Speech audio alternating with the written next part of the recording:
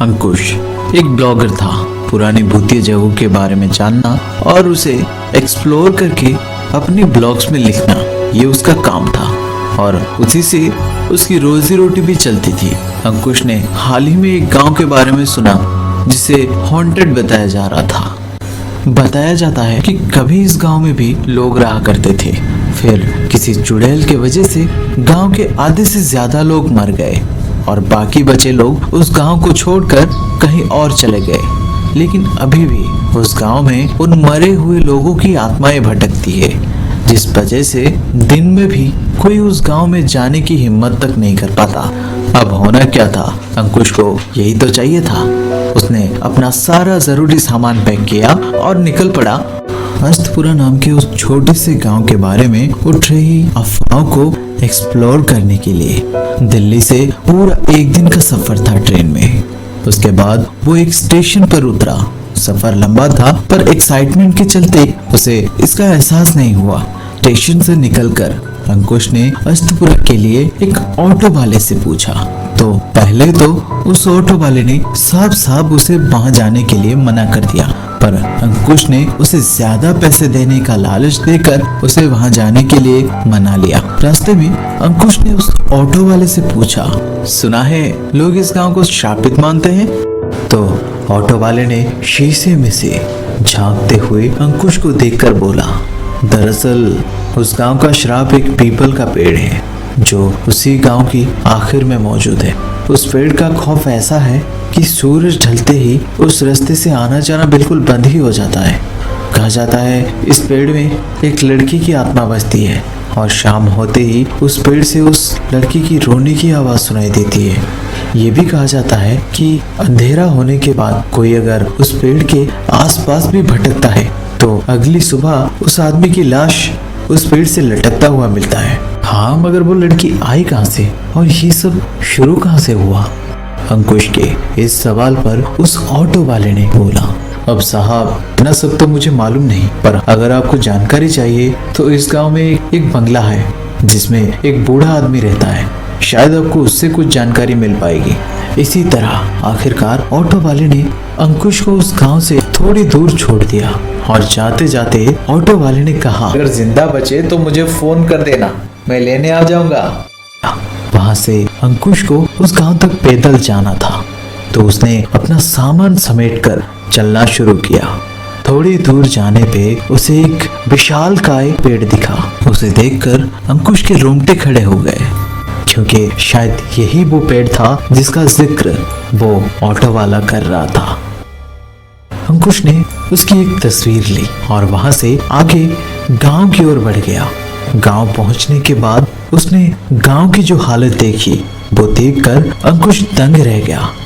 उस गांव में लगभग सैकड़ों घर थे, पर सभी घर टूटे फूटे थे और किसी किसी में तो सामान भी पड़े थे, जिससे उन गांव वालों को किन किन भयानक परिस्थितियों का सामना करना पड़ा होगा ये तो साफ पता चल रहा था। और शायद उसे भी ये डर था कि कहीं कुछ बुरा उसके साथ ना हो जाए, लेकिन वो खुश भी था क्योंकि इस गांव की ऐसी हालत के पीछे छुपी कहानी को वो अगर लोगों के सामने ला पाया तो शायद उसके ब्लॉग्स को लोग और भी ज्यादा पसंद करेंगे।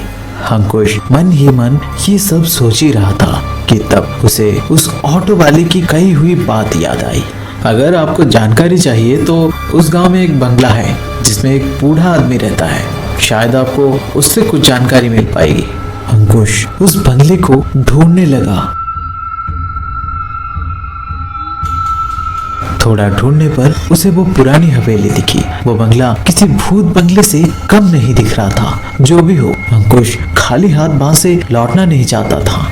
उस बंगले के दरवाजे पर जोर जोर से नॉक करने लगा। थोड़ी देर बाद एक बूढ़ा आदमी दरवाजा खोलकर अंकुश को हैरानी से देखते हुए पूछा, कौन हो आप, क्या चाहिए आपको? अंकुश बोला, बाबा मैं अंकुश हूँ, शहर से आया हूँ।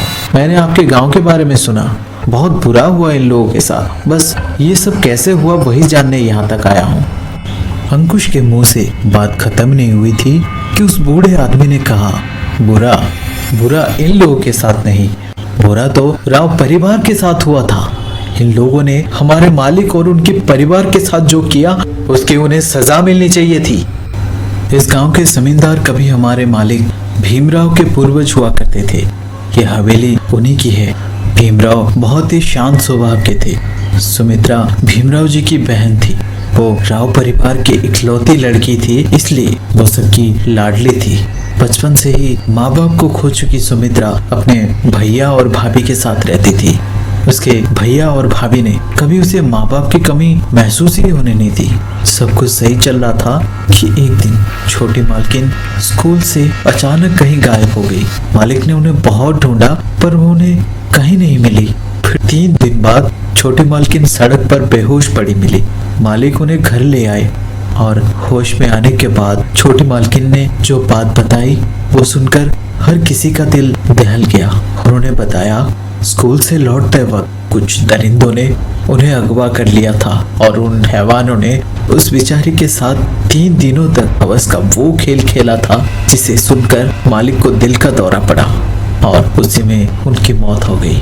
उनके जाने के बाद गांव वाले छोटी मालकिन को लेकर तरह तरह की बातें करने लगे, जिससे परेशान होकर छोटी मालकिन ने एक दिन खुद को फांसी लगाकर आत्महत्या कर ली थी। जिसके बाद से छोटी मालकिन की रोने की आवाज उसी पेड़ से आने लगी। उसके कुछ दिनों बाद 3 लड़के उसी पेड़ से लटकते पाए गए जो इसी गांव के थे। ये वही लड़के थे जिन्होंने छोटी मालकिन के साथ उस तरह की हैवानियत की थी। फिर गांव वालों ने किसी तांत्रिक से पूछा तो उसने बताया कि हमारे मालिक भीमराव और उनकी बहन सुमित्रा, उन दोनों की आत्मा उसी पेड़ में रहती है और वो गांव वालों से छोटी मालकिन के साथ हुई अन्याय का बदला लेंगे। ये सुनकर गांव में एक तरह के डर का माहौल पैदा हो गया और उसके बाद एक और हादसा हुआ जब उस पेड़ को काटने गांव के दर्जन लोग एक साथ उसके पास पहुंचे। जब उनमें से किसी ने कुल्हाड़ी से उस पेड़ पर चोट मारा तो उस पेड़ से छोटी मालकिन की चीखने की आवाज वहां खड़े हर किसी को सुनाई देने लगी और उसके साथ ही उस जगह से खून बहने लगा जिस जगह पर कुल्हाड़ी की चोट लगी थी। अब आप ही बोलिए, जो इंसान कभी अपनी बहन की आंखों में आंसू नहीं देख सका वो उसका खून कैसे देख सकता था। इसलिए उन्होंने उन सभी लोगों को मार डाला जो लोग उस पेड़ को काटने गए थे। इस घटना के बाद बाकी बचे लोग उस गांव को छोड़कर भाग गए। ये सुनकर अंकुश बोला, तो आप यहाँ कैसे रहते हो? तो उस आदमी ने हंसते हुए बस इतना ही कहा, यहाँ सिर्फ बुरे का बुरा होता है।